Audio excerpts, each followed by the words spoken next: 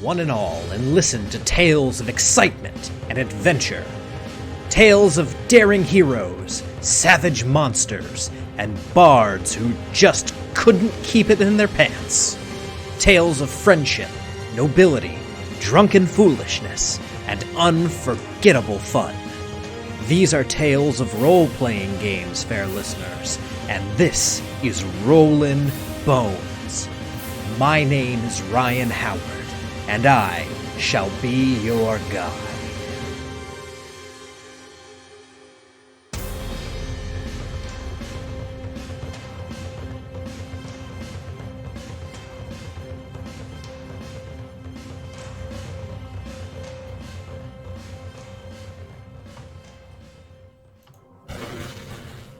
Good evening, ladies and gentlemen, and welcome to Rollin' Bones with Ryan Howard, your source for the best in RPG interviews.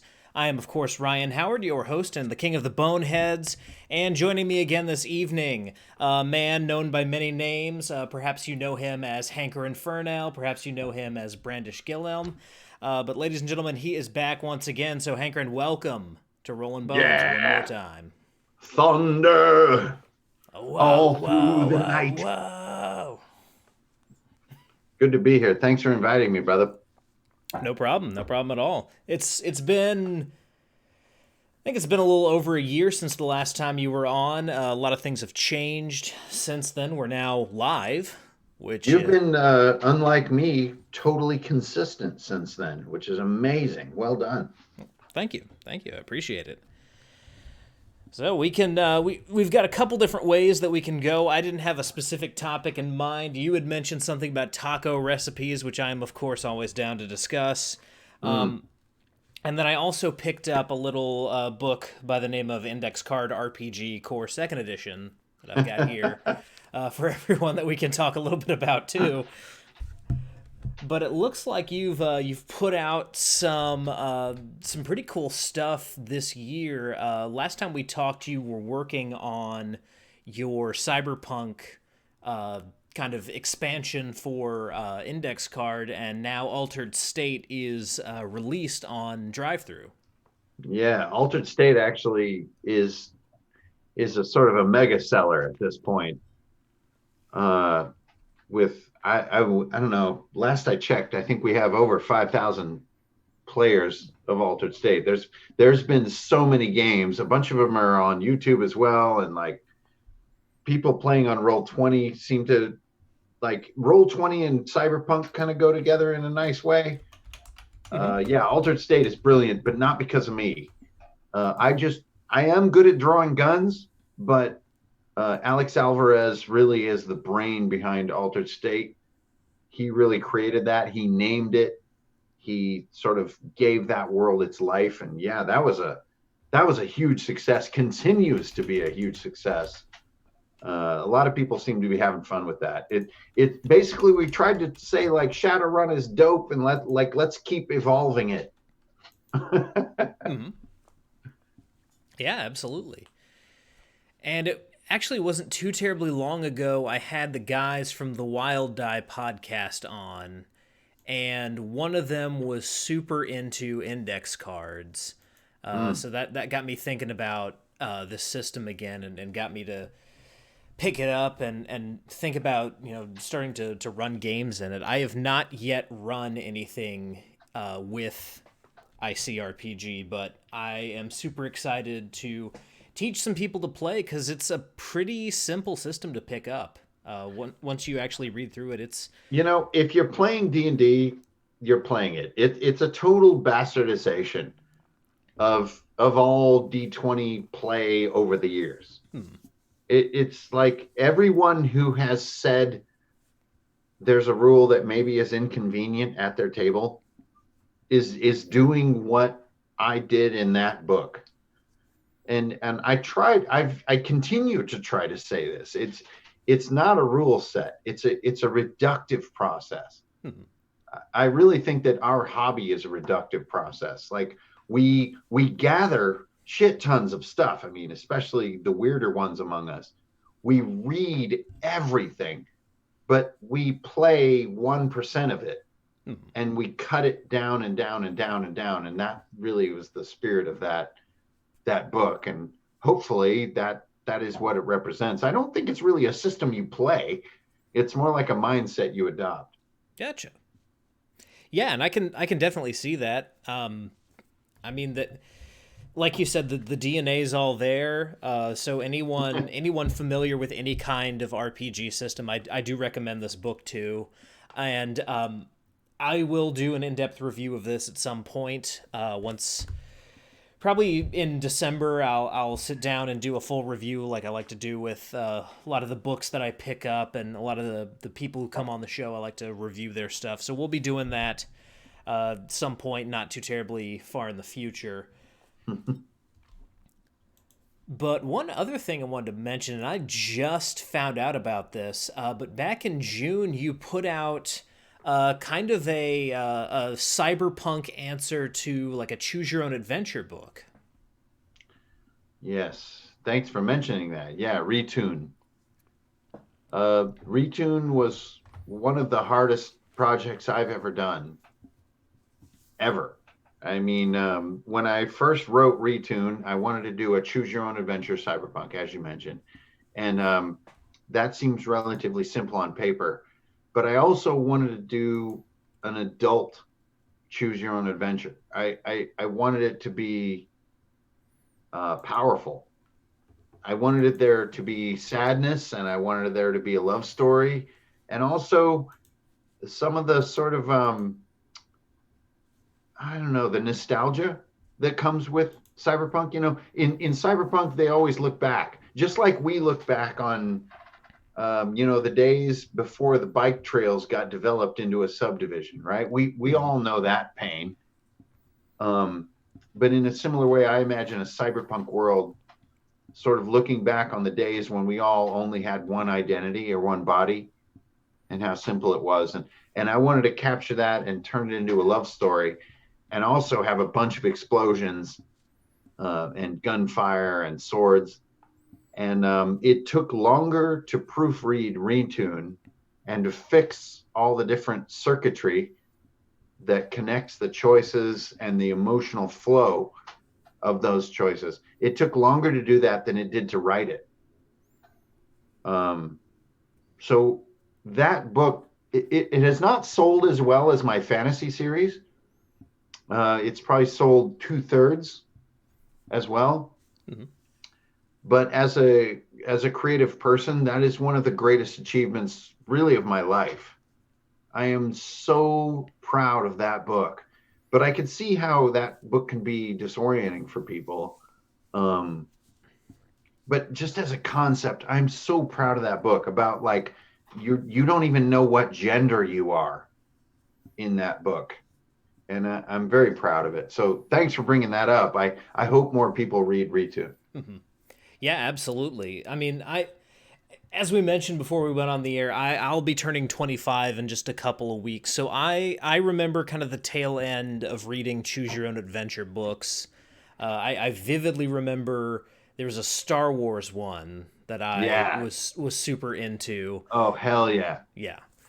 But for like my little sister, who's just 3 years younger than me, she never read Choose Your Own Adventure books. That whole generation that grew up with the internet, kind of like the tail end of my generation, so they never really experienced that. And it's a cool thing to kind of bring back and explore, because I know there's got to be a lot of nostalgia for it out there, but there's not a lot of people who are still putting that kind of stuff in the market, I guess because a lot of people are going, well, I'll just play a video game.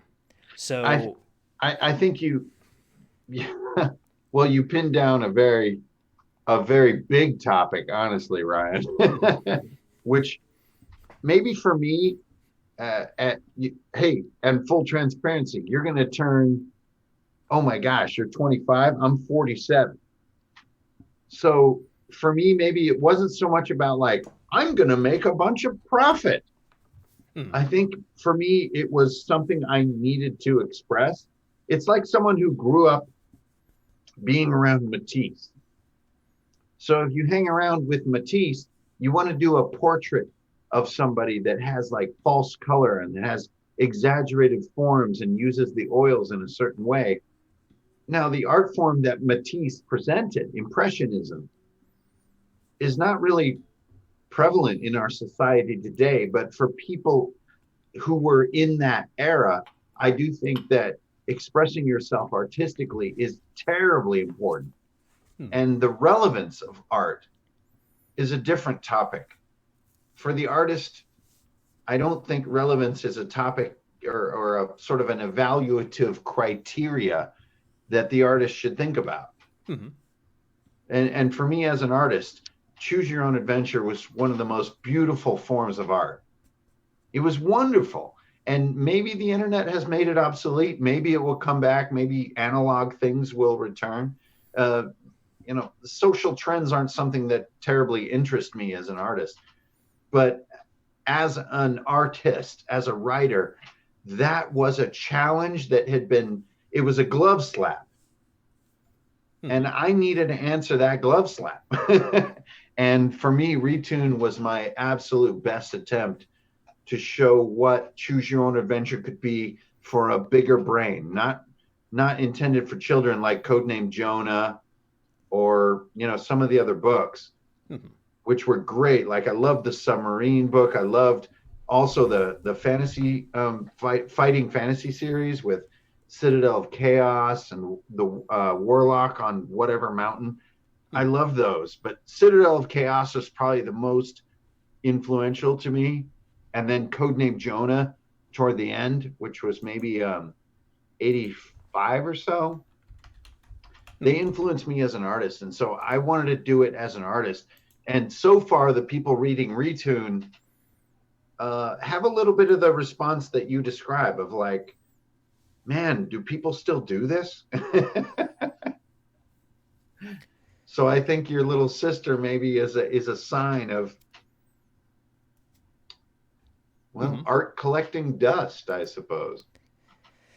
Yeah, and I mean, there's always going to be media that falls by the wayside because it's not, it's not the latest trend. It's not what our technology is currently capable of. I mean, like black and white films are a good example of that.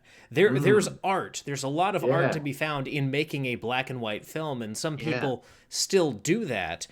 But you're not going to see a major motion picture unless there's some like very rare exceptions out there that use black and white, but some people will still revisit that trend, uh, you know, for to make an artistic statement because that's something they want to. That's a sandbox they want to play in. I Right. think people still do that even with like the super pre comic book conception of pulp fiction as well. That's something that people are still interested in exploring. And even Mhm. though there's not going to be that huge audience out there, and maybe, like you said, that's not necessarily what you're going for, but there are still going to be people out there who appreciate that this particular piece of media has not been forgotten, and this, there's still people out there who are willing to explore this path. Mm. Well, artists are notorious for being outside their era, right? Mm-hmm. Yeah. In some ways, it's a litmus test for the difference between craft and art. I've always said that craft is fun and art is torment, and I still believe that. It's like art is sort of an archival process in some ways. And you know what? There is one. I love the way you describe it, Ryan. There's one exception I can think of that sort of brings it to the forefront, which is Sin City. Mm-hmm. And this is only because of the absolute incomparable genius of Frank Miller, Oh, yeah. who has been almost the designer of 21st century composition in film. And I think him and Mike Mignola basically designed the first 2 decades of movies in the 21st century. And in only one case was this sort of pushed to such an extreme, and I think it was Sin City. It's like this movie can't be done unless it's black and white. Mm-hmm. And I salute that. Now, is it outdated? Is it sort of locked in its era? You know, is Casablanca boring because it's sort of grayscale? Well, I suppose that's something for the archives to tell. But for the artist, you just work in the medium that you know, and you trust that it matters. Mm-hmm. I love the way you describe it, Ryan. It's both cutting and flattering at the same time. It's sort of, it cuts to the core and also makes me feel like, fuck yeah, I held my ground. Well, thank you. I appreciate that. But yeah, I mean, like you, it's something that kind of resonates with me as I've been kind of going through the history and the biography and the mind of Robert E. Howard. And people who listen to the show all the time are going to get so sick and tired of me talking about this. Because when I get excited about something, I get super excited about things. But, you know, I recently discovered that I am a distant relative of Robert E. Howard's. Our last names being the same is not a coincidence. We're related. It could totally explain why you're fascinated with it. Mm-hmm.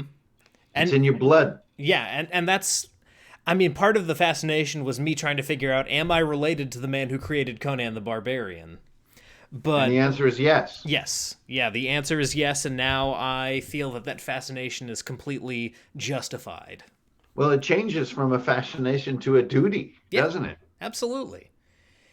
Yeah, I mean, for the longest time, I was, you know, wondering, am I actually ever going to write something, or am I just going to pretend that I think I'm a writer and never actually write anything? And then I Well, find, that's a blurry difference, my yeah, friend.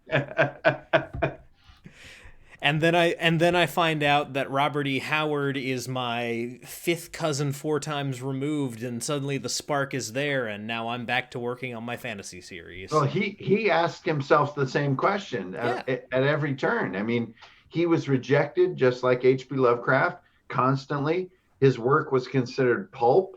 It Mm-hmm. was considered junk. Um, and he constantly questioned, well, I mean, if you really want to take it to the bitter end, you know, that him questioning his value as a writer was a never-ending part of what made him brilliant Mm-hmm. as an artist. And that seems to be in your blood too. Yeah.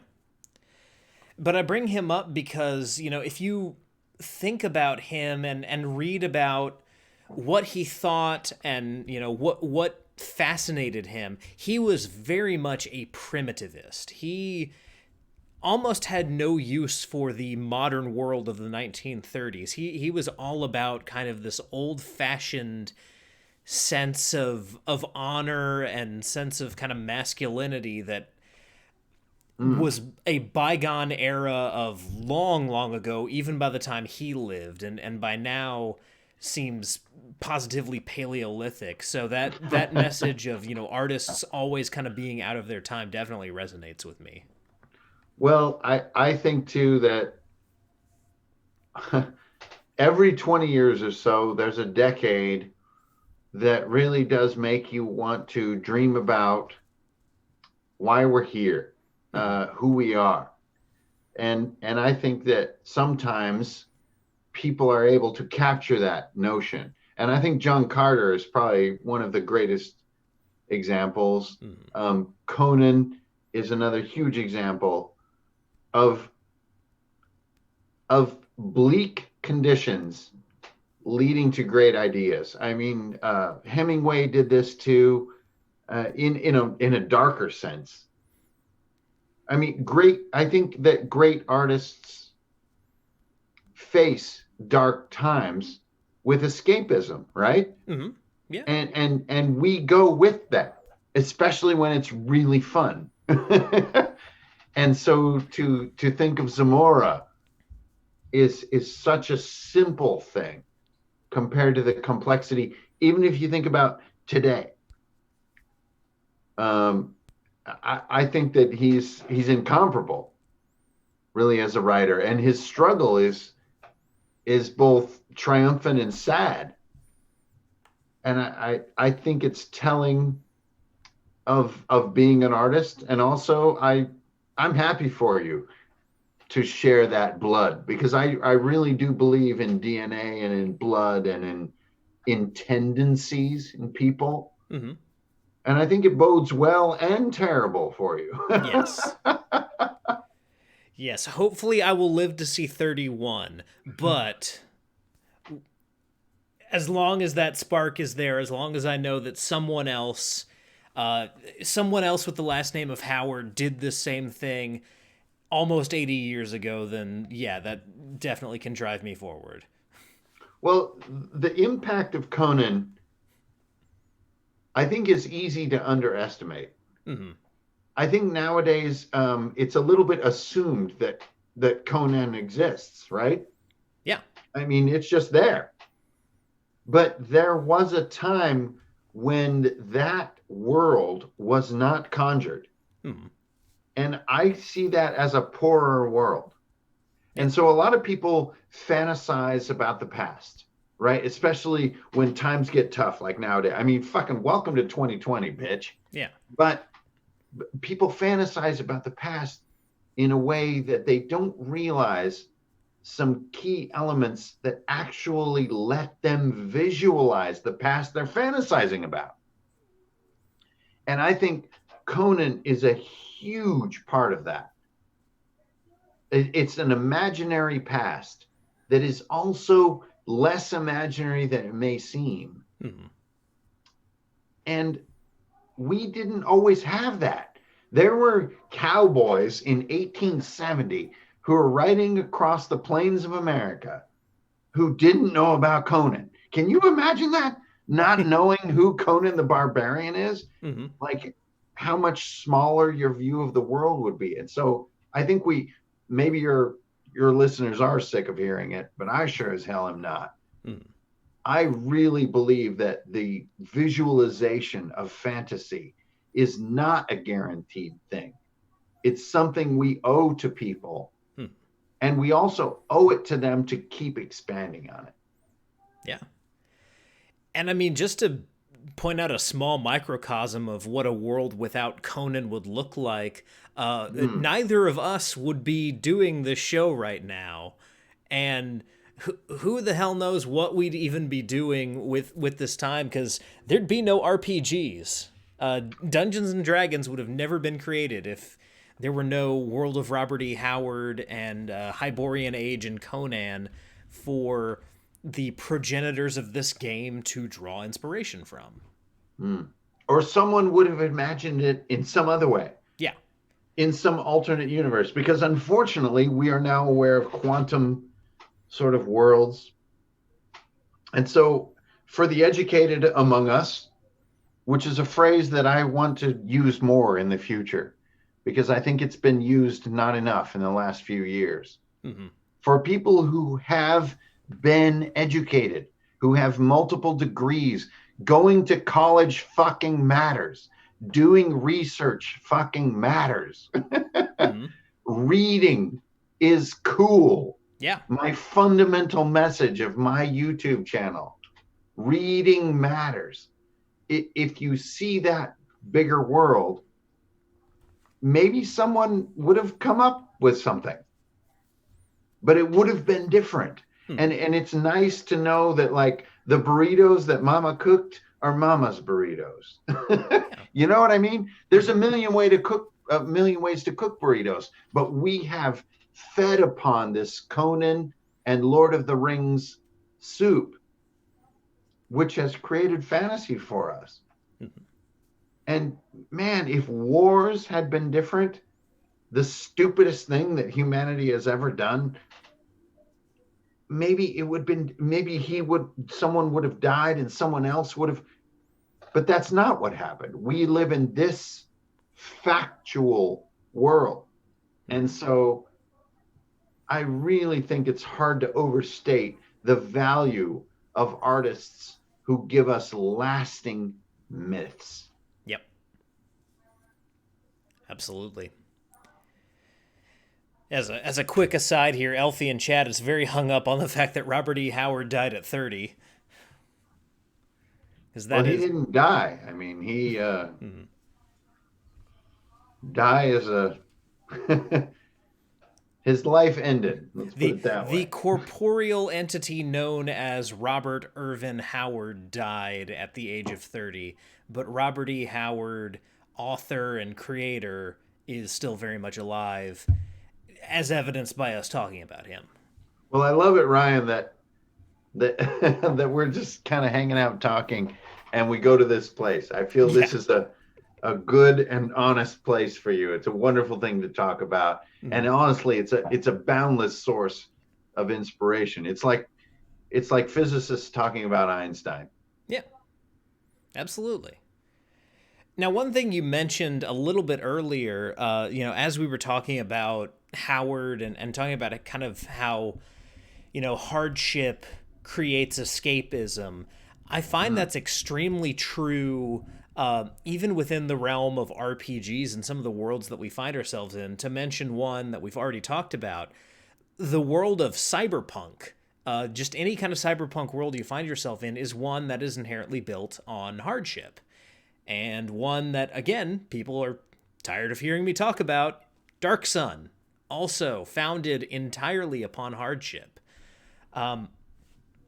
So a lot of those worlds, a lot of the stuff that you find yourself in as GMs and as players, the crazy worlds that you find yourself in do inevitably start with some kind of hardship, probably born out of whatever the game master or creator was experiencing at that time.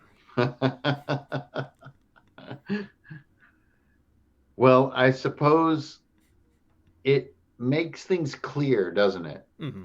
Kind of like boy, it's a hard reference to call, but I have to. The film The Road. Yeah.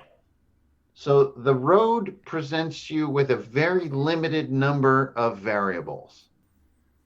And I think that when you see the beginning of The Road and you start to understand the situation of that film, you understand how limited the number of choices truly are. Another one is The Quiet Place. Mm-hmm. It's there are a very finite number of choices in this world, and I think it's a relief to role players and to viewers and audience members and readers. In the case of like Bird Box was his book before it was a film. It provides you this feeling of a limited number of choices, which is really wonderful because the world today is so filled with choices that I don't think we want. Can I go out on a limb and say we don't want the apocalypse? Yeah, but I absolutely. can say sometimes we're presented with a bewildering number of choices. But in the case of, let's take The Road, for example, like you have maybe 4 choices at any given moment. Like, actually, fuck that. It's more like a binary situation. I mean, do you jump off of the highway and hide in the trees? Or do you shoot a motherfucker in the face? And this simplicity, I think, is the beauty of cyberpunk. And also the sadness of cyberpunk. Cyberpunk is a world where we're not far from healthcare. We have no healthcare. We are being bolted. We are being drilled. We are having computers implanted in our hands and hoping we don't get an infection. I mean, cyberpunk is a world with no support. And I think people fantasize about it not because that it's dystopian, but because that the choices are so few.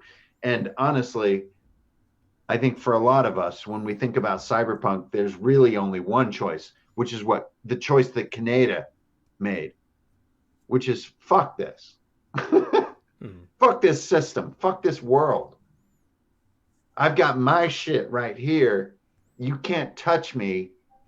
And actually, if you try to sort of put me in a holding cell, I've got a grenade in my back pocket. Like, I think that that binary level of choice is what makes apocalyptic and cyberpunk worlds so appealing.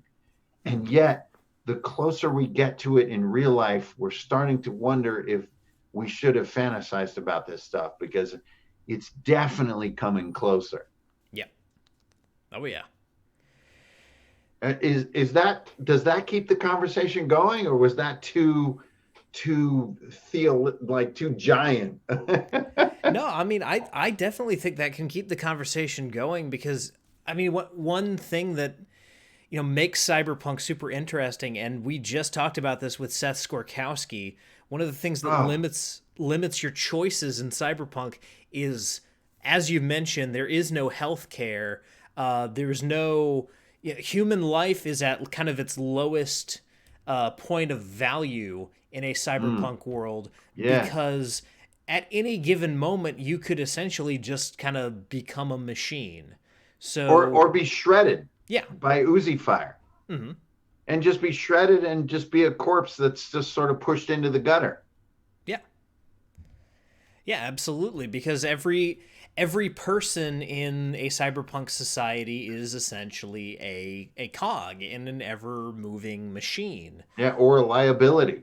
Or a liability. That's one thing I love about Daredevil, which I think a lot of people, well, I don't know what that word means, or combination of words mean a lot of people, but I do think that Daredevil was greatly underestimated because its hero is so sort of quirky. Hmm. I think a lot of people, maybe before the TV show came out, um, non-Marvel readers, let me put it that way, didn't realize that that comic was really about the devaluation of human life. And Daredevil, as a comic book, was about a neighborhood being destroyed, which to me was a caricature or a retelling of the movement event that happened in Philadelphia when the police bombed their own city. Hmm. And people don't think about that nowadays. But in the early 80s, in 1983, I believe, there's all these African Americans, black people fucking rallying up saying, man, we want a better life.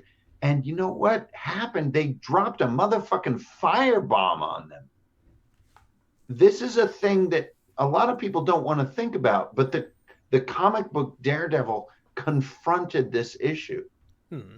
of the establishment literally bombing people. And, this isn't a race thing. It is hugely, but it wasn't all African American people that were destroyed Hmm. in that event. And if anybody listening to this podcast or watching this video, whatever, you don't know about what happened with the Move movement in Philly, do some homework, find out what happened, because that is what inspired Daredevil. Daredevil is about Devil's Kitchen, about the seismic weapon that Kingpin uses. Like, this is not just jokey stuff. Thanks to Stan Lee and his brilliance to see that comics were a way to make a commentary on these stories, this became part of the Daredevil universe too. Hmm. Like, bad things have happened. Yeah. And pursuant to our conversation, man, that's a big rabbit hole. Hmm. Oh yeah. But I think sort of what we're talking about is that, like, era and time affects not only comic books and movies and stuff, but RPGs too start to reflect some of these deeper myths, and some of them are true, Hmm. that go back decades. I mean, geez, Ryan, the 80s seem like fucking ancient history right now. Yeah. I mean, they seem so long ago. Everybody talks about the 80s all the time, right? But Hmm. goddamn, it's like that's 50 years ago. Yeah, I mean, I personally I feel very, and this is weird to say as someone who never saw a day of the '80s, but I feel very in touch with the '80s right now because I've been watching the Goldbergs. But yeah, I mean, like you're saying that we're very very far removed from that. I mean, 1980 was 40 years That ago, was if I'm 40 not mistaken. years Yeah. ago. That's pretty wild, man. Mm-hmm. I met my first true friend in 1980. This is a girl named Kimiko Hirai. She later went on to become an Olympic diver. Sweet. But it was one of the first people in mainland America that I met. Anyways, we're digressing. What are we talking about? Yeah. Now, one thing you mentioned this because you mentioned Philly, but last time we talked, you were on the complete other end of the country. You were in like the Seattle area, I'm pretty sure. Now Yeah, I you're all lived the way over in on the the East foothills of the Coast. Cascades. Yeah. Now you're all the way over here, not close to where I am, but I'm towards the eastern part of the country. You are on the East Coast. What was that transition like for you? And then, I guess specifically within the realm of RPGs, what has kind of the RPG scene been like for you in the Philly area? Oh man. Well, thank you for that question, Ryan. Shit. The first thing I have to say is that there's a wonderful sense of humor on the East Coast, Mm-hmm. and I didn't know that a place could have a sense of humor, and I think that for me is the biggest realization of making this journey. And you know what? I gotta say, this journey is not for the faint of heart, motherfuckers. Mm-hmm. Everybody listening or watching or whatever the fuck, if you're going to move from the West Coast to the East Coast and take like nothing, take one van of stuff with you, this is not for the faint of heart. The East Coast is not necessarily a terribly welcoming place. It's a hard place. Mm-hmm. But the sense of humor here is something that the West Coast really could benefit from. The funniness of Philly in particular is constantly surprising to me. So that is Ryan, I got to tell you, that is the hugest realization that we have had. You know, me and my girl came out here together, and in some ways, maybe I thought it was more my idea than hers, and so I have to give her some props. You know what I mean? Mm-hmm. I Yeah. keep her sort of private because she's not part of all this, but Mm-hmm. we did it together, so I didn't do it alone. But the humor here, really, there's no way to describe it unless you live here. And I bet Ryan, you probably know a little bit what I'm talking about. Yeah. There's something very very fucking funny about the East Coast. Okay, so let's put that aside. The second piece is what you talked about RPGs. So the RPG world here is two things: more dense, way more dense, just like all people oriented things on the East Coast are way more dense. The West Coast is about space. There's so much space on the West Coast, and everybody loves it. Everybody wants a big property. Everybody wants to look at these giant mountains and stuff, and they're beautiful. On the East Coast, it's all about people. It's people, people, people. Do not come to the East Coast if you don't love people, Mm-hmm. because they're everywhere, Yeah. motherfucker.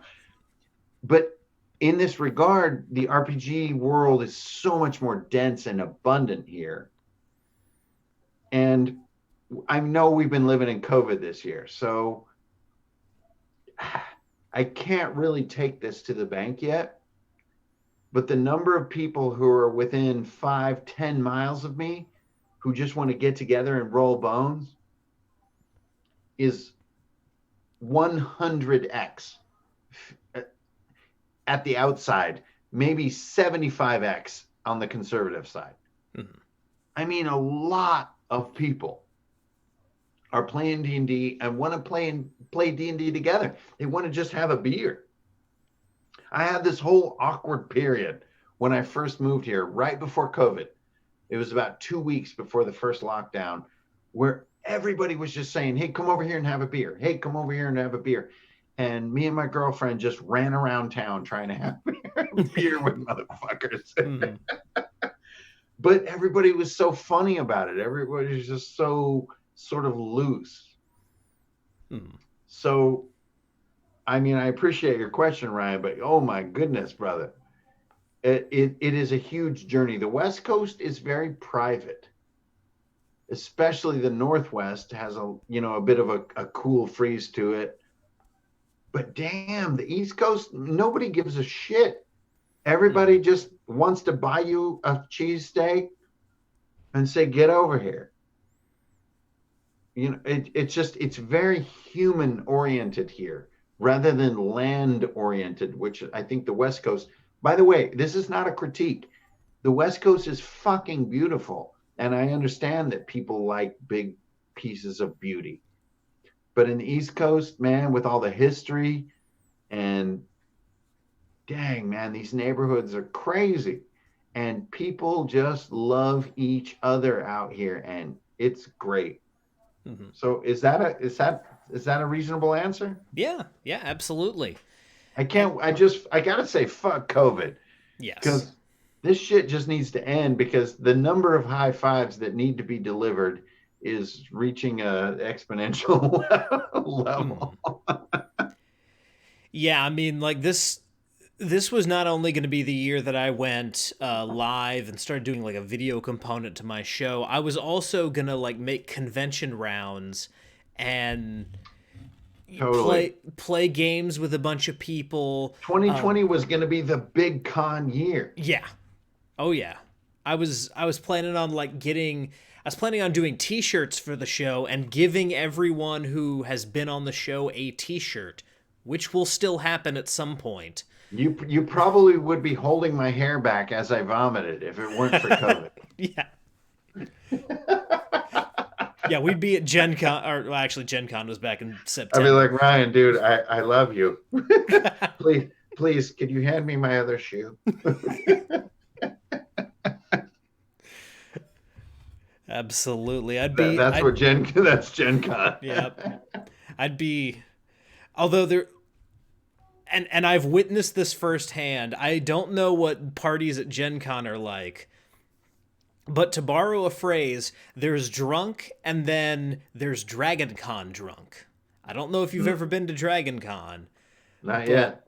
But to tell you the level of debauchery that happens at Dragon Con, when I was going regularly, we'd get there on Thursday and check into the hotel and just kind of walk around the main hotels to see all the people who were coming in the night before the con. Mean mugging. Yeah, just walking around. Me and the boys gonna walk around the convention floor. Yeah, look at all these punks. But on Thursday, before even the first panel, you'd already see people holding their friends, but like one friend would have one arm, the other friend would have the other arm, dragging them into the elevator because they were already that drunk. The first night is the biggest night. Yeah.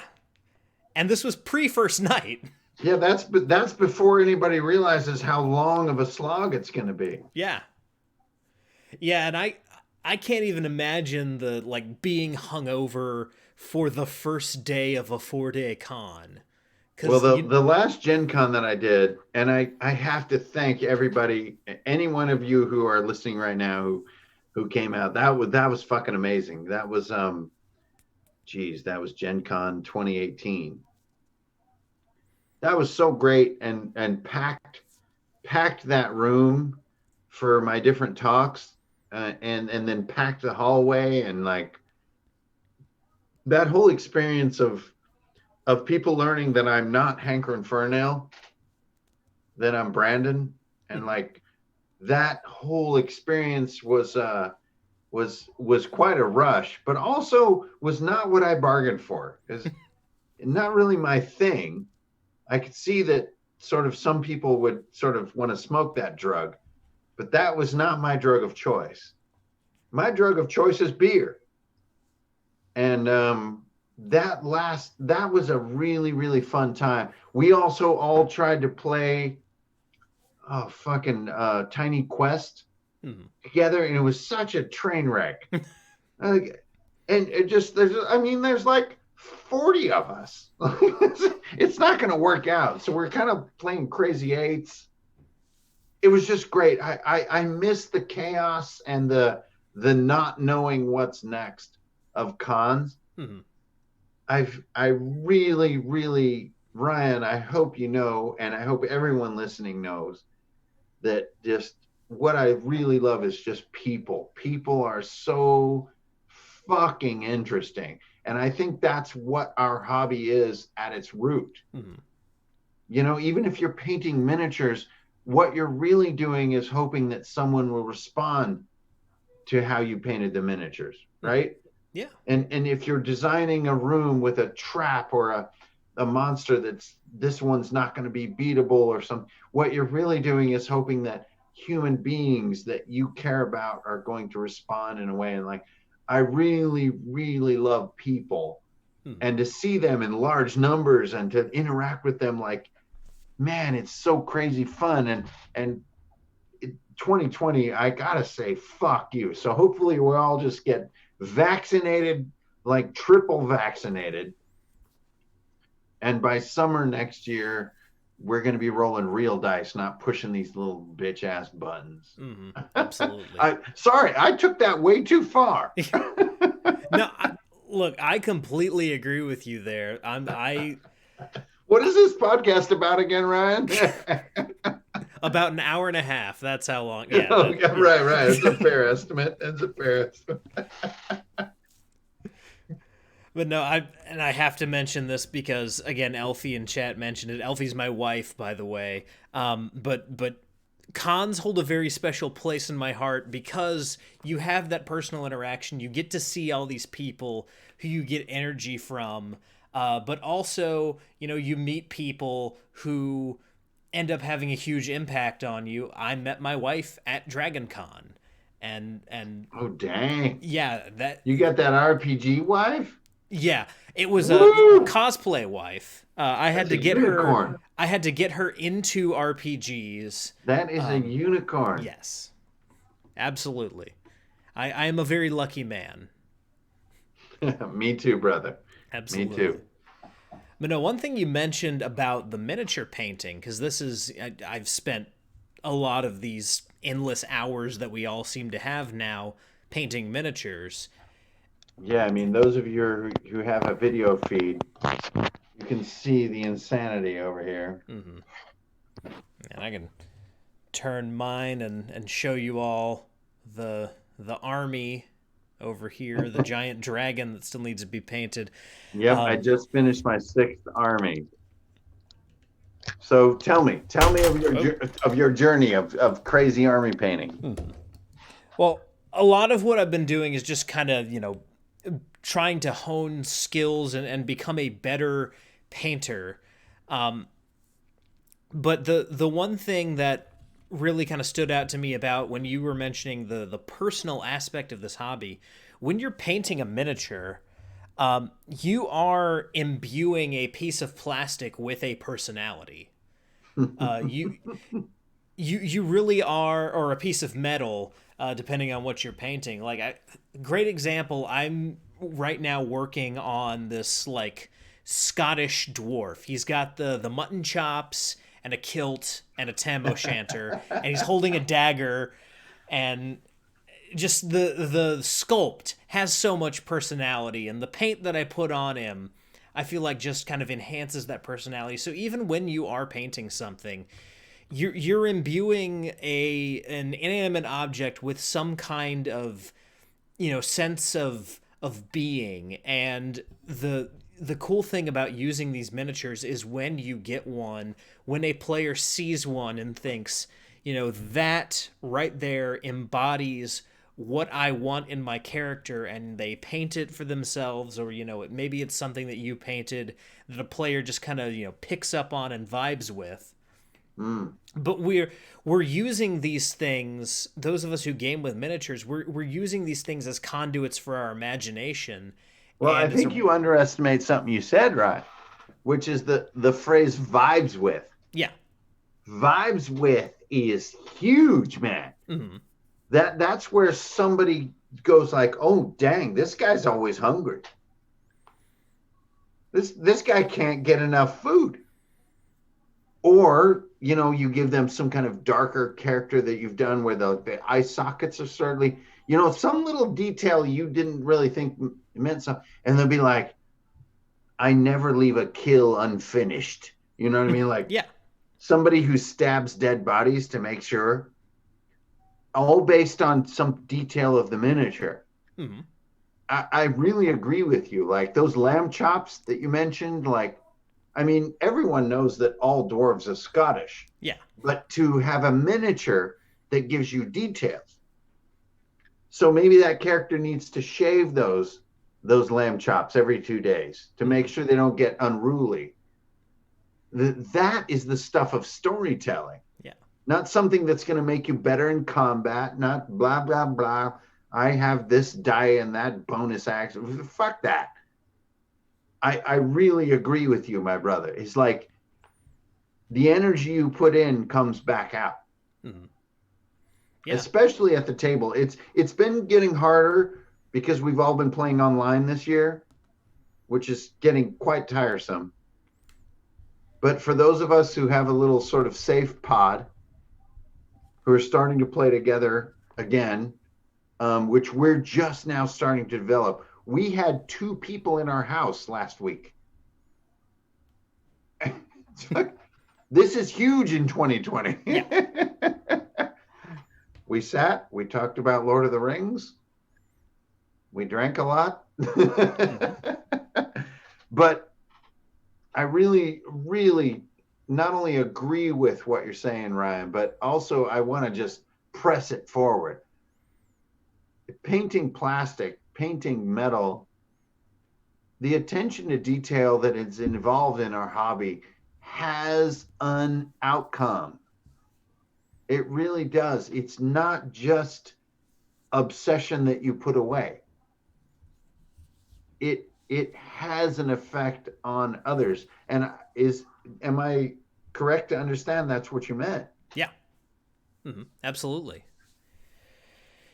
Yeah, and if a specific aspect or detail of a miniature didn't matter, if it was just this is a thing that I put on here because aren't I cool, I know how to sculpt plastic, or hey, I can paint these little tiny details, if those didn't matter, then we would all be playing with little wooden meeples on a flat map, because that's all. It's just a representative of where your character is at a given time.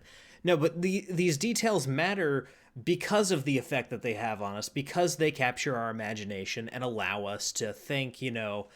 If if this detail on this miniature is something that I hold about my character, like you said, how often do I have to maintain the mutton chops?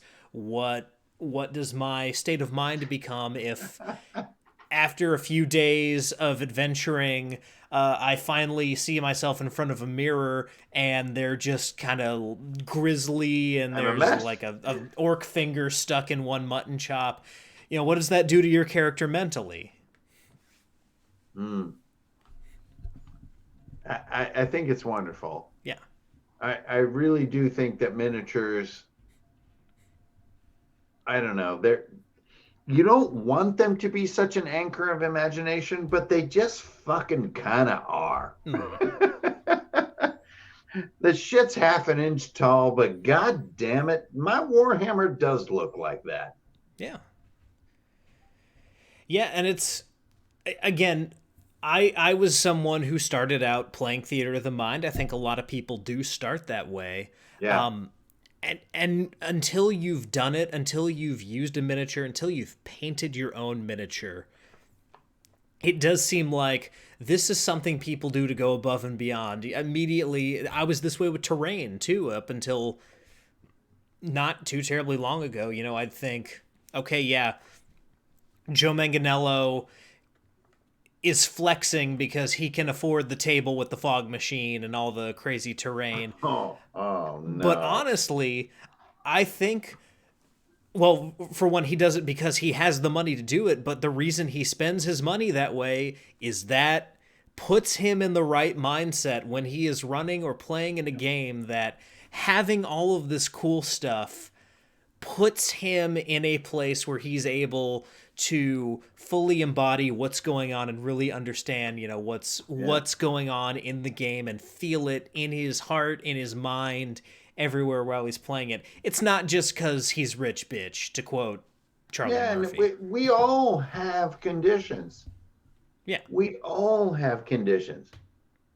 And I think the only thing that you can do wrong with all this is deny your conditions. Mm. If your conditions require, well, let's take an extreme example. If your conditions require that you are dressed as your fucking character, which I find terribly awkward. But hey, for the sake of this statement, if that puts you in there and everyone around you starts giggling a little bit and starts to feel a little more loose and a little more silly, then do your conditions. If your conditions are that you drink alcohol, if your conditions are that you listen to fucking Sepultura, if your conditions are that you take your glasses off and put your contacts in, if your conditions are that you grease your hair back, if your conditions are that you hand out a bunch of weird multi-page fucking backstory things that talk about like why beholders are xenophobic in Spelljammer, why there's no metal in Dark Sun, and there's a huge description. If something puts you in a comfortable space to be yourself and to be stupider and weirder and more awkward and crazier than you were 2 hours ago because you were commuting or doing your job or making dinner or something, do the fucking things. Mm-hmm. And no more talk about true hobbyists, about who does the right thing and who doesn't, because I don't want to hear it. Mm-hmm. I love that people go into it with different ways. And if you have a bunch of money and you have a bunch of dwarven forge and shit and you bring it to bear at the table, then goddamn fucking rock on. Yeah. And there shouldn't be any disdain between any table for another table. Mm-hmm. Anyone who's really played, and I mean really played, like role played at a con, knows that from one table to the next, it's a different world. Yeah. Like 6 feet that direction, I don't even know what the fuck those guys are doing. Mm-hmm. And if you can just accept it and bring it in. And Ryan, I'm so sorry that I'm just like blabbering so much tonight, but I have to bring in a beautiful example. I saw this girl walking down the street with a fanny pack on, and it had a rainbow colored belt on it. Now, that seems like a small thing, right? Mm-hmm. But to me, the gay and the underrepresented fucking community in this world, and I'm sorry to just, I don't know how to call everybody out and how to give everybody representation, but I really feel like if you show some kind of little rainbow on whatever it is you're doing, that symbol has been taken now to symbolize we accept AI people. We accept people of every freaking imaginable configuration.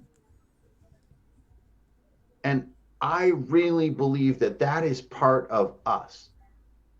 Role playing is one of the vanguards of acceptance. Hmm. And what you describe about like these silly sort of states with Manganiello as a perfect fucking example. as like this sort of macho, mega successful badass motherfucker who also needs like Dwarven Forge, and then like, okay, I'm in it. There's no judgment. Yeah. That's what you want? Fuck, I'm in, bro. I'm an old dwarf. What are we doing?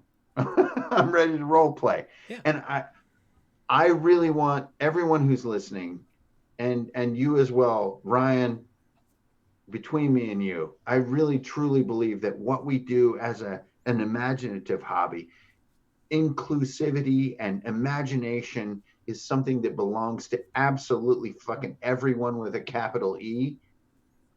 And like everybody gets to come and show up and imagine themselves in whatever way they want. And your example is a perfect gateway into a bigger, honestly, a huge fucking topic. Yeah. About why what we do and our hobby is so fucking cool. Yeah, and honestly, there's no need to apologize, because this is a topic I don't get to talk about a lot on the show, because a lot of times it's just kind of focused on, okay, we're going to talk about this game, or what's your Kickstarter project, or what's this that.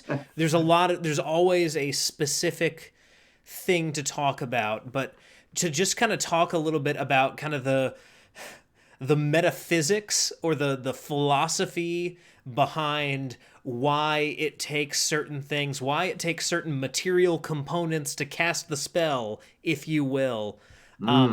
This is something that fascinates me as someone who studied a lot of philosophy. That I'm looking right at my Bachelor of Arts in Philosophy right now. It's right over here.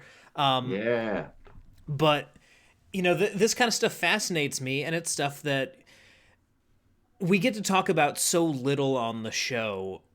So I greatly appreciate you, taking us down these rabbit holes, and being able to have this discussion about, not just the thing we enjoy, but why we enjoy it, what brings this out in us, and why this is a hobby that endures and continues despite being kind of the lowest tech form of entertainment, just sitting around collaboratively telling a story that's been around since there were like two cavemen. We're like bands, Yeah. man. We're just like bands. Bands get together. They're four people who like to do drugs and get drunk together and make sounds. And role-playing groups are people that like to get together and do drugs and get drunk and come up with stories. Yeah. And that is the goddamn simple truth of it. Now you can put yourself in any different alignment with the different components of that truth. And over time, what you want and what you need to put yourself. I love that you described it in this way of putting yourself, needing what you need to put yourself there. I love that, because there's a million fucking versions. But we don't, like bands, make music. We make stories. And I think it is a truly timeless habit. A truly timeless habit. People get together in groups of 4 or 5 or 6, and they start sort of wondering what if, and they start sort of playing this little game. And we have just learned to codify it. And I think when people lose sight of it, well, that's when people like me and you are here to holler. At least for me, that's my mission. It's like, I was beat up for this shit. That's not really a thing that's happening nowadays, because bullying has been defeated. I mean, as a person who grew up in the 80s, I can tell you, Ryan, bullying is defeated. It's fucking over. Now, is it still part of our society? Yes. But not like it was. It was very, very bad in the early 80s. Very, very bad. And the war that creative people have been waging against bullying has succeeded. over the past 30 years. It really has. And I have been in that war the whole way. And I really believe that it's natural for smart people who read a lot of books to get together and sit down and accidentally start talking about what becomes role playing. Mm-hmm. And I'm a little bit sad that role play or D&D right now is sort of like skateboarding in the early 90s. Like there's a lot of sort of casual investors right now. So there's a lot of money in it, and it's a little bit like the X Games was in its early years. But I'm also happy because the war against bullying is almost won. I mean, I don't want to really talk about larger topics, but we have bigger bullies to beat in the world.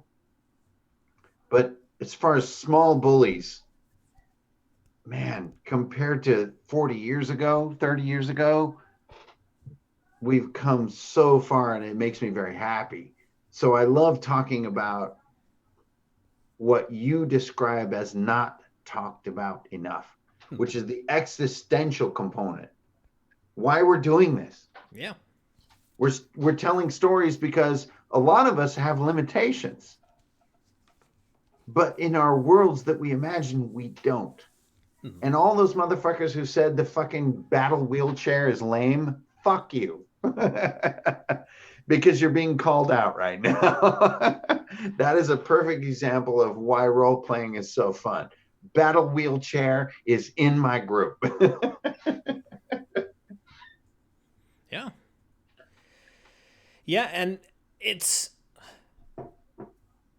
you mentioned another thing that I find very endlessly fascinating, and something that I find there are other cautionary tales in recent memory that kind of warn of this. But D&D is very much in a boom period right now. You mentioned the casual investors. It absolutely booming like crazy. Yeah, extreme sports are a good example. To pull another one from the 90s, comic books, sports cards.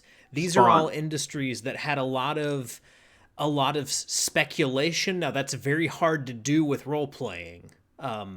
You can't hoard RPG sessions thinking they're gonna pay off college. It doesn't work that way. You can't save them for later. Yeah. But there's a lot of eyes on D&D right now. There's a big celebrity culture that's being built in this game right now. At some point, those eyes are going to turn away, and there's going to be a lot of people who will say, "Hey, do you remember D&D?" as if it's not there anymore. What's great about this hobby, though, is it's always going to be there. It's always, it's been there since the 70s. You could argue it's been there even longer, because wargaming goes all the way back to the dawn of time. But it sure does. This is something that's always going to be there. And so, those of you who are newly here, first of all, welcome. Because this is behold the landscape. Like, welcome, welcome, welcome a million times. Mm-hmm. Yeah, and behold the craziness that all us motherfuckers are into. Like, get in here. Mm-hmm. Yeah, you stepped on the Rainbow Bridge. You can see Valhalla off in the distance. Get the fuck in here. Yeah, there's plenty of room in Asgard for everybody. There's no exclusion here. Mm-hmm. But yeah, second of all, as we've said, there's so much more to this than Stranger Things. There's more to this than what you're seeing. On the TV shows that do the Dungeons and Dragons episode. I know I mentioned the Goldbergs already. That they did a D&D episode. There were like 5 Big Bang Theory episodes on D&D. It's all, there's a Community episode. It's all over the place. Or the South Park World of Warcraft episode, I think was pretty big too. Yep. Yeah. So yeah, there's tons of visibility here. So those of you who maybe at this point you are casual, if you're watching the show and you're a casual observer of role playing, I would like to thank you for stumbling upon this Come this on very in. insider show. Come But yeah, on just in. There's beer and food for everybody. Get in here. yeah, we consider this the Morpheus moment of us saying, I'll show you how deep the rabbit hole goes. Come on in. Yeah, there is no blue pill. Fuck the blue pill. Yeah. Get the fuck in here. Come on in. It's gonna get weird. You're gonna have a bard next year. Yeah. And it's gonna be like a half tiefling bard that looks like Ben Affleck. And you're female. So that's gonna be a whole world of things you're going to be dealing with like 8 months from now. But get the fuck in here. Come on, motherfuckers. Come on. Everybody get a skateboard. Come on, let's all go skating. Yeah. Fuck it. Get in here. Like, the popularity isn't a problem. Yeah. It's the money that is a little bit awkward. And it's just like you said, Ryan. It's just gonna it's gonna blow by. And that's fine. It's welcome, by the way, because like the proliferation in creativity we've been seeing is great. And I've benefited from that very proliferation. I can't talk shit about it. Yeah.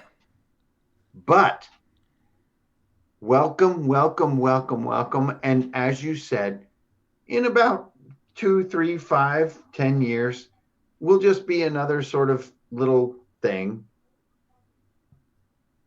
And that's totally fucking okay. Yeah. I feel good about it. Just get the fuck in here and roll a tiefling bard. Criminy. Yeah, absolutely. Get in here. My group, God knows, well, whichever one of them knows, needs a tiefling bard. Bunch of halflings. Ugh. See, always choosing bacon over war. So hard to motivate. Absolutely. Now, a war over bacon. I think you can hook them there. We have much to discuss. The slaughterhouse is under attack. There will be no more bacon. All the spelljammers just stop in low orbit. Lord Soth is confiscating all of the bacon in this realm for his personal stash. It's all in his helmet. Yep. He's just chewing on it, just constantly inside the helmet. You don't even get to see it. Chewing. In fact, if you're able to remove the helmet, just bacon will fall down. You might not even see his head. It's just bacon everywhere. I have 2 entire campaigns now, Brian, where Lord Soth was not defeated. Not defeated, and the campaign completed. Not beaten. I've never seen him beaten. Played out of the 2nd edition rules. I've never seen him beaten. Gotcha. He is tougher than Tiamat. I would put that out in the air. Tiamat has some keyhole defeat elements that players key in them, but Lord Soth is I would say not. It's easier to kill Strahd than Soth. Well, yeah, I mean, and Soth kind of has that built-in "he'll be back" thing. Dude, he's terrible. Yeah. Well, Strahd just takes misform. He goes down to his little thingy do. But if they already have like a fucking holy hand grenade down there, they've mitigated it. But Soth isn't like that. Soth is like killing roses. Yep. There's always going to be one. There's going to be one that's going to. It's going to pop up right at the end of the movie, right before the credits. Yep. There's going to be a little black rose that rises out of the swamp, and then credits. Yep. Yeah, the little Audrey 2 from the end of Little Shop of Horrors. Thank you. Beautiful reference. Yes. You missed the one little seed. Yep. You thought you killed him, but you just killed most of him. He's a dirty. That kind of stuff always fascinates me about D&D, especially the some of the like older school creatures that just weren't statted because they were just saying, no, you can't do it. The Lady of Pain comes to mind from Planescape. Ah, Does not yeah. even have a stat block. The text just says you can't. Don't try it. No. Don't even. You won't. Zugmoya is like that too. Mm-hmm. Zugmoya is just like the spores are everywhere.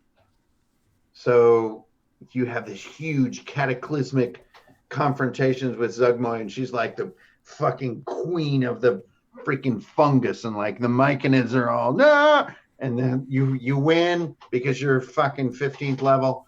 Everybody goes back to their fortress and they're like Matt Colvilling as they're like, oh man, we have 4 dragons guarding this shit. And then little mushrooms start to grow. Oh shit. No. Oh shit. They're kind of green colored. Oh fuck. That one's got a purple top on it. And even like even some of the stuff that is statted, like in Call of Cthulhu, if you manage to end up in a fisticuffs with Cthulhu, yes, you can beat Cthulhu. He's got stats, but again, he'll be back. Well, not back. He was never gone. Yeah. So are those the best or the worst enemies? In a lot of ways, I think they're the best because so often in role playing, we find ourselves, holding to the standard of we have to end this threat. We have to make sure this threat's never going to come back. And I think there's a lot of kind of storytelling to mine with this idea. And again, this gets back to what Dark Sun is, this idea that in the end, you are not going to win the way that a lot of people think of the conception of winning. Winning for you is living to fight another day. It's overcoming this threat for now. It's finding a way to stop this with full knowledge that it'll be back or it's not even fully gone. But for the time being, we have secured our little piece of ground, our piece of this history wherein we made the world a little bit safer for 10 or so minutes before this thing comes back.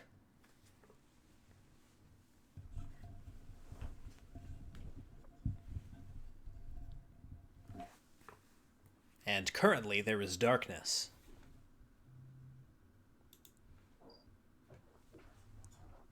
Well, I was just thinking deeply about Dark Sun. Mm-hmm. Yep, absolutely. Like with Dark Sun, I think it's fun to do a thing that I've actually been critiqued on at multiple intervals, which is people ask me sort of how do you bring sort of gravity or doom to the table, and it's not easy because it's a jokey space. It's a drink space. It's everyone talking and it's really hard to bring doom there. But Dark Sun is fun to me because there's a fundamental sort of statement that you can give your players, or as a player you can embody. I don't like to weigh it, the GM is just another player. But there's one unique thing about Ethos, which is the planet that Dark Sun takes place on, which is something that we can never imagine here on Earth or on any other mortal planet, which is that when you sort of close your eyes and you're desperate or lost, or also in victory. Actually, victory is an even darker state, to close your eyes and to hope to feel fucking something, some greater entity. There is nothing there. Ethos is the only planet in the known cosmos, especially in the second edition Spelljammer sense, which has been forsaken by the gods. There are no fucking gods. So this may seem esoteric or whatever, but think back to that last long hot shower that you took. So you're sort of sitting there in this meditative state. You're by yourself. You're there. You're not necessarily calling out to a god. But if you were to feel this void, that is ethos. And I think that is the essence of Dark Sun. People have critiqued me about bringing dragons into Dark Sun and stuff like this. I don't think it fucking matters. Dark Sun is very easy to play. There's only two rules. One, there's no metal. And two, when you look within, or when you call without, or when you look for purpose in your life, there are no gods. Yeah. That is that you can play with that forever in the story. Imagine how the evil would become more evil. Yeah. How people wouldn't have a conscience. They wouldn't have bad dreams about doing the right thing. And you know what, Ryan, from me to you as a human being, I don't know what the influence of the so-called gods are on our lives. But I do know one thing. If there's no influence of the so-called gods on our lives, it would be a very brutish, a very Hobbesian existence. And that to me is the essence of Dark Sun. Yeah.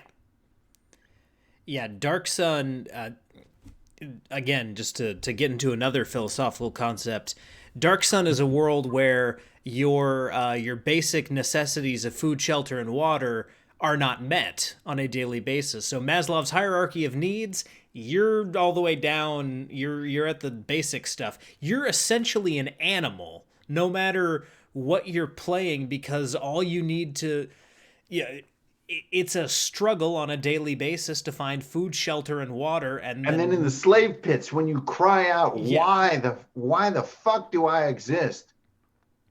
You get no answer. You get a whip. And then, yeah. Yeah. Well, great. You're a GM, Ryan. And then, there's another sting. That is a great way to encapsulate, like, not only what Dark Sun is about, but it kind of, in some ways, reveals to us what other games are about and how they lean upon meaning and how they lean upon gods and so on and so forth. Yeah.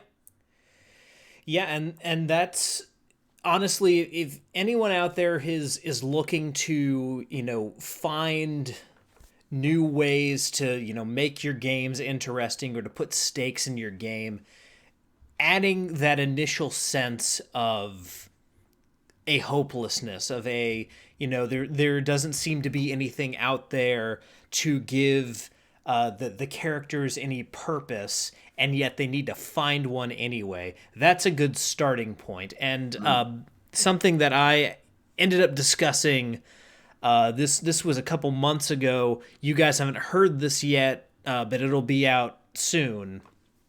Tim Mathias and I did an episode of his podcast of Knights and Nerds talking about a low magic world and what that would look like for your players. Yeah. A low magic world is one where, these kind of extraplanar forces are not acting as strongly upon this world. It's going to look a lot like Dark Sun or like Conan, where gods are either distant and terrible or they just aren't there. There's no kind of higher power, or even appeal ridiculed to. and shunned. Yeah. I'm just like, what are you, one of those clerics? Get the fuck out of here. Yeah, and ridiculed and shunned would be a good response in a lot of places. As we talked about, there, you'd be so lucky to be ridiculed and shunned. Some people might stone you or burn you or try to cut your head off. I think that is a wonderful place to start some of the best games. Mhm. I think also it's a good second campaign for people. Yes.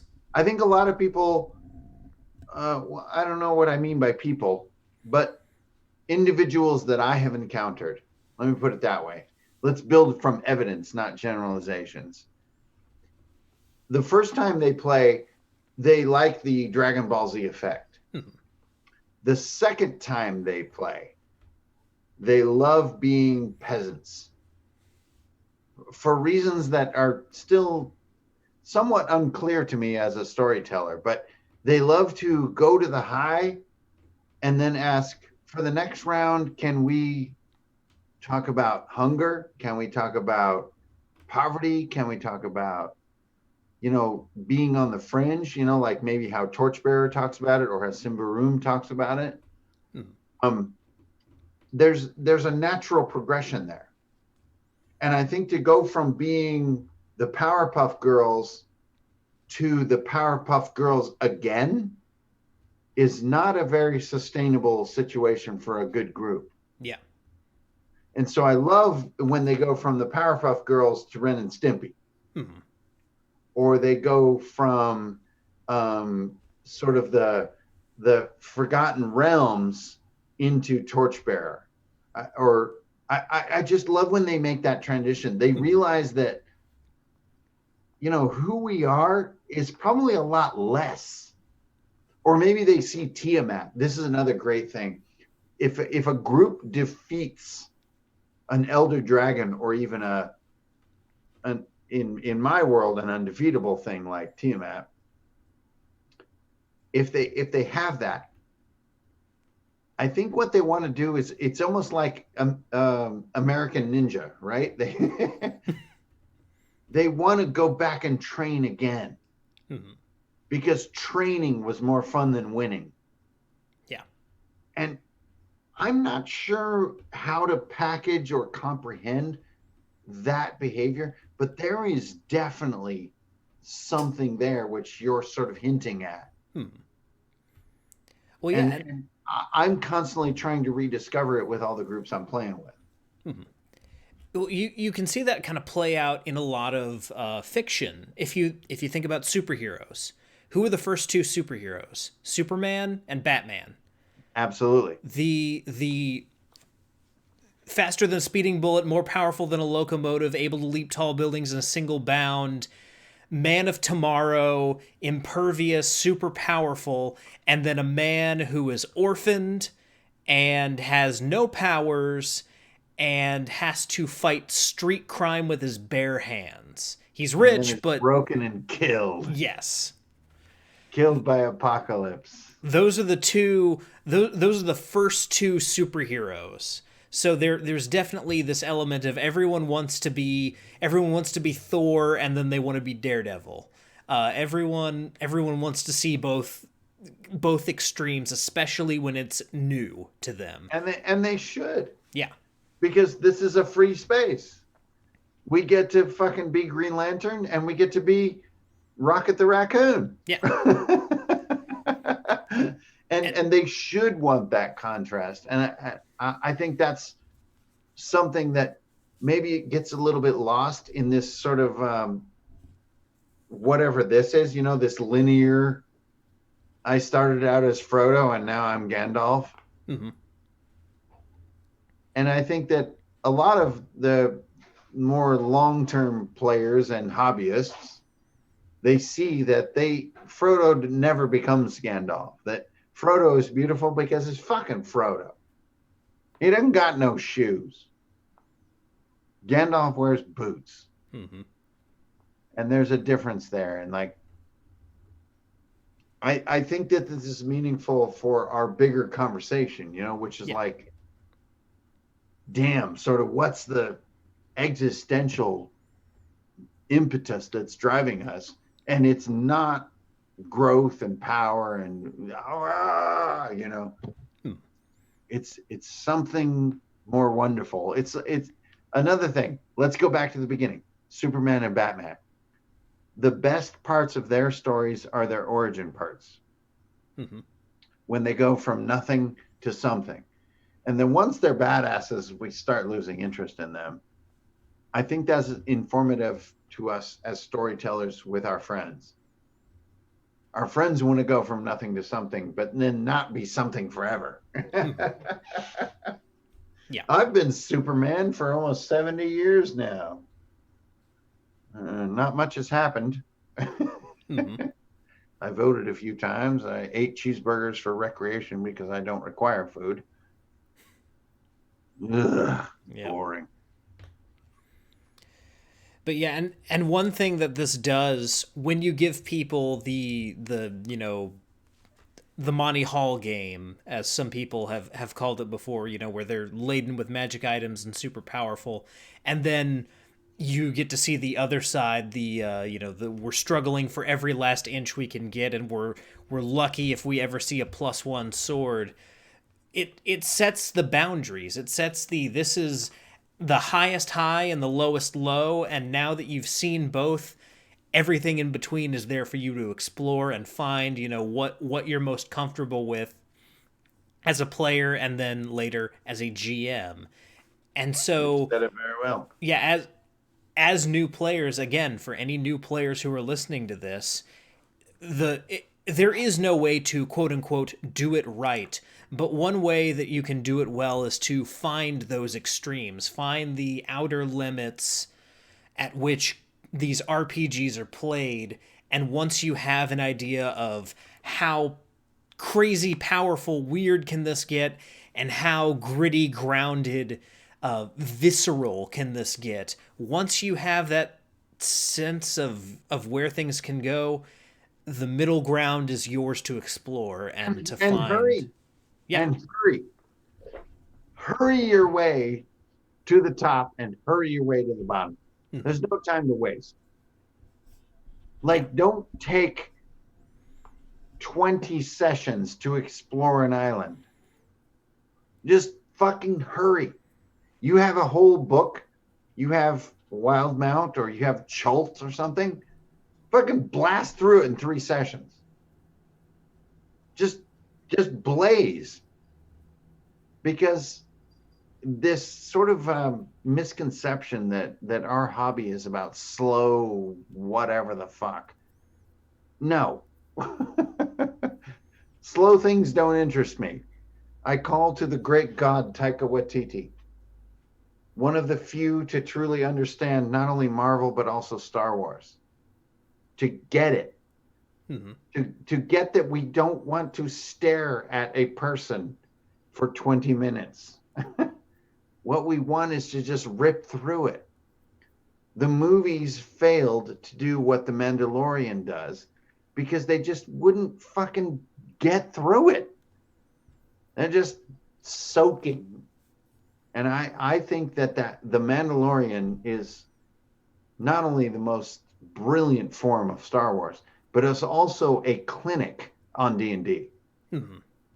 You just plop, do a thing, it's exciting, you're out of there. Yep. It's you know what? There's a million untied strings.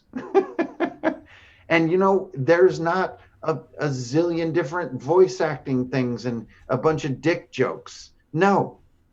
You just get in there, some action happens. Holy shit, Yoda ate the egg. Oh my God, that was a human being in frog form. And then whoosh, you're out of there, adventure's over. Whoosh. That mindset, I think, it's the Xena mindset. It's the old Buck Rogers mindset. Mm-hmm. It's the Fall Guy mindset. Mm-hmm. Fucking A, it's the CIS mindset. If you really want to get dirty. I guess it's called NCIS now. Ryan, what the fuck are we talking about, man? I think we're out on Callisto somewhere. But yeah, I mean RPGs really are made for that kind of kung fu or Bill Bixby, Incredible Hulk type storytelling. Yeah, at the end you walk off with your duffel bag. Yeah. Dun, dun, dun, dun.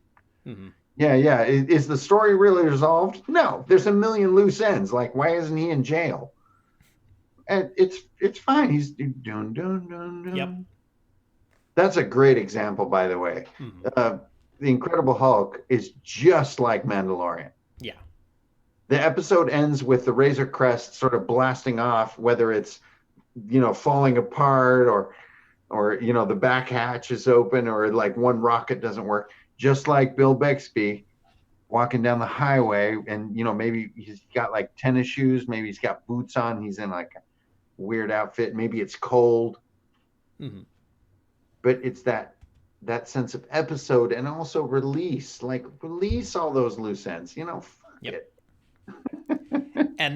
And if to circle all the way back around to kind of where we were at the beginning of this, there's all this talk of I think Netflix now has the rights to the Conan the Barbarian TV show. If you guys are gonna make it, it's not gonna be Game of Thrones. It can't be Game of Thrones. It's got to be the Incredible Hulk or the Mandalorian. That's how that story needs to be told, or how those stories need to be told, with that particular character, and with characters like this that are kind of born of the line of Conan. That's vital to making it work. You're not gonna be able to make it fit into the George R. R. Martin Jello mold that a lot of people think things all have to be in now. I would argue that George R. R. Martin couldn't fit his story into his own mold. Yeah, I think that's played out. Because it's writing a check you can't cash. Mm-hmm. But if you want to fucking show up and like stab some cultists and steal a jewel and come back and trade it to the guy who said he was going to promise you the information so that you could find your people, and then he turns out to be a traitor, and so you stab him, and then you wind up having a beer and feeling like a nihilist, and then the credits roll, I can process that. You cashed the check you wrote. But the Game of Thrones thing, the reason it went off the rails is because they needed to make shows and he wasn't done. Mm-hmm. The Red Wedding was the end of his writing. A lot of people don't realize that. And then he was scrambling to help them. Mm-hmm. The Red Wedding was the end of the game, the fucking Song of Ice and Fire. I mean, that's it. Yep. Like, you motherfuckers are looking for a saga in a place where it does not exist. I mean, giant wolves are super cute. I cannot argue that. But if you want to make a show about Conan, you better get ready for the thing that maybe is uncomfortable to some viewers, which is that he does not give a fuck about anything he does. Mm-hmm. As a matter of fact, it is the defining element of his character. He does not give a fuck. And every time he does, he regrets it. Yep. Yep. Then he's just like, why did I do that? Yeah. And that's it. That's the spaceship of the Mandalorian. Mm-hmm. Zooming off, you have to see Conan going, that was a waste of time. Credits. And this is a man who, by the end of his life, ends up becoming king and still does not give a fuck. Just like, what the fuck? Is this all you got, motherfuckers? You're choosing me? I've been just like humping and spending my way to nothing. And you want to, okay, fine, yeah, here, put the crown on there, all right. Let's call up Dagon. Fuck it. Well, this has been a fantastic time with lots of different twists and turns and paths that we don't get to explore often enough on this show. So, man, thank you so much for coming on and doing this again. Because this has been a blast. And I've really it's great talking to you, episode. Ryan. Fucking A, man. We got to talk more often. Absolutely. So, as is customary on Rollin' Bones, anything you've got to promote or push or anything you want to talk about right now, absolutely go for it. It is your time. No, I don't promote things. Everybody do your own shit. Like, if there's one thing I want to promote, like, take a look, get your 7 polyhedrals out, stare at them in a weird way, and decide what you want to do. This is not a hobby about spending. It's a hobby about doing, and it's all of ours. And if there's a resource you need, then by all means, go get it. But no plugging. I'm a hobbyist before I am a peddler or purveyor. So if there's something I want to plug, it's just everybody continuing to DIY the shit out of this hobby. Mm-hmm. Like, don't believe anybody that tells you you need to buy something to do this. You can do it with a pencil and a paper and some dice and a little bit of the old brain. Absolutely. Well, guys, that is going to do it for Rollin' Bones for this evening. Once again, thank you to Hankerin Ferinale for coming on and giving us this super interesting conversation. This Saturday for Danishes and Dragons, as I've already said, we are creating a Dexterity Paladin. We are going to, and again, just forewarning for those of you who are sick of me talking about Robert E. Howard, we're going to talk about him again on Saturday, because this character that I built is pretty much Solomon Kane.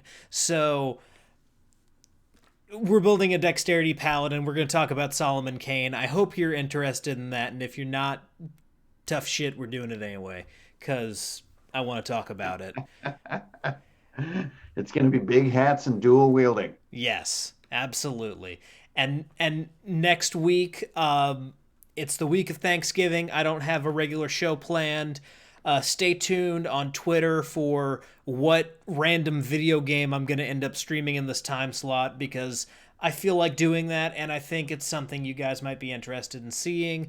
We'll do it democratically, and I'll let you guys kind of choose, what game we end up playing. But that's what's coming up this week. Until then, though, whether you rolled a 1 or a 20, I'm so glad that you rolled your bones with me, Ryan Howard, and I'll see you next time.